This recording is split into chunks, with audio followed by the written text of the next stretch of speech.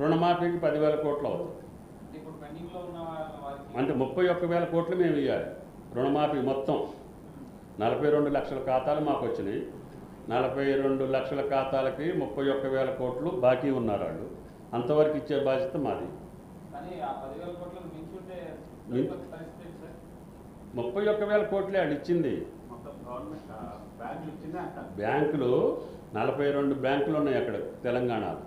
42 బ్యాంకుల యొక్క బ్రాంచులు మొత్తం లెక్క మాకు ఇచ్చింది. తెలంగాణలో అప్పు ఉన్నటువంటి రైతుల యొక్క ఖాతాల యొక్క అమౌంట్ వచ్చి 31,000 కోట్లు. ఇప్పటికి 22 లక్షలు ఇచ్చాం. గత ప్రభుత్వం ఇచ్చింది 40 లక్షలే, ఇచ్చింది 20 లక్షలే. గత ప్రభుత్వం రుణమాఫీలో ₹1,00,000 వాళ్ళు ఇచ్చింది. అప్పుడు కూడా 40 లక్షల మంది రైతులే. ఇప్పుడు 42 లక్షలు అయ్యారు. ఇప్పుడు నేను సంవత్సరం అప్పు తీసుకుంటే నెక్స్ట్ ఇయర్ దాన్ని మళ్ళీ రెన్యువల్ చేసి కట్టి మళ్ళీ నేనే తీసుకుంటా. రైతులు పెద్దగా పెరగరు, కానీ 2 లక్షలు పెరిగారు. పోయిన ప్రభుత్వంలో ఉన్న ఖాతాలు 40 లక్షలు, ఇప్పుడు వచ్చిన ఖాతాలు 42 లక్షలు. సో ఈ 42 లక్షలకి మీరు ఈ 2 లక్షల రూపాయలు వేస్తా ఉంటున్నారు. అంటే ఇప్పుడు 2,50,000 ఉంటే 50,000 వాళ్ళు కట్టుకుంటే మిగతా 2 లక్షలు. అంటే రుణ విముక్తులు కావాలంటే అతను 50,000 కట్టకపోతే మళ్ళీ అతను కొత్త లోన్ రాదు. నేను 2 లక్షలు ఇచ్చినా కూడా అతనికి రెన్యువల్ కాదు, మళ్ళీ కొత్త అప్పు రాదు. అయినప్పుడు ఆ కుటుంబం మళ్ళీ ముందుకు పోదు. అందుకని 50,000 కట్టి నువ్వు 2.5 లక్షలు తీసుకో అప్పు. కావాలంటే ఇంకో 50,000 ఎక్కువ తీసుకో, అభ్యంతరం లేదు. కానీ నువ్వు ఆ అమౌంట్ కట్టకపోతే నీకు కొత్త లోన్ రాదు. రైతు క్షేమం కోసం పెట్టిందే తప్ప దానికి వేరేది లేదు. నెక్స్ట్ మంత్ ఇప్పుడు క్యాబినెట్లో డిస్కస్ చేసి ఈ నెలలో ఈ కాడికి ఇస్తాం, ఈ నెలలో ఈ కాడికి ఇస్తాం. మా వెసులుబాటును బట్టి వాళ్ళకి డేట్ ఇస్తాము. ఆ డేట్ లోపల ఆయన కట్టమంటాము. 2.5 లక్షల వరకు ఈ రోజు వరకు మీరు కట్టండి, మేము కడతామని చెప్తాం. 2.5 లక్షలకి next month 15th last month ఏదో టైం పెడితే ఆ టయానికి మేము ఆ అమౌంట్ వాళ్ళ ఖాతాలో వేయాలి.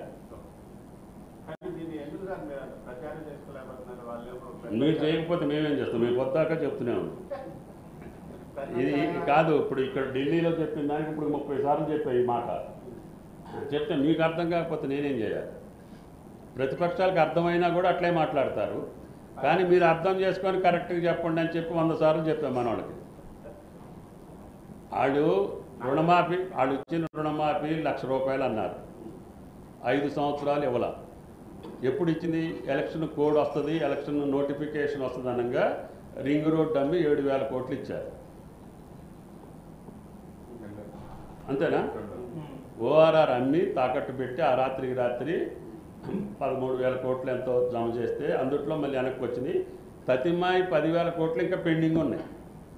అప్పుడు 40 లక్షల ఖాతాలకి 20 లక్షల ఖాతాలకే వెళ్ళినాయి. 20 లక్షల ఖాతాలకు ఇవ్వాల. అంటే 5 సంవత్సరాలు ఇవ్వనటువంటి ప్రభుత్వం, ఇవ్వనటువంటి నాయకులు, ఇవ్వనటువంటి పెద్దలు ఇప్పుడు మాట్లాడుతుంటే ఆ క్రెడిబిలిటీ మీ దాంట్లో వస్తే ఆ వార్త మీకు మట్టుకు ఏం క్రెడిబిలిటీ? అరే మీరు ఎందుకు ఇవ్వలేదా? 5 సంవత్సరాలు ఇవ్వలేదు. వాళ్ళు మొదటి పంట కాలానికే ఇస్తున్నారు కదా.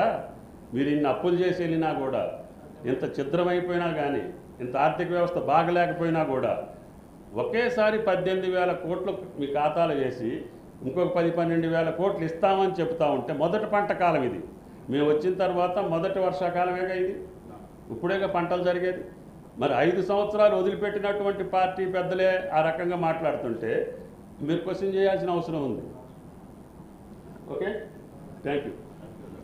దాని తర్వాత రాష్ట్రంలో మొట్టమొదటిసారిగా పంటల బీమా.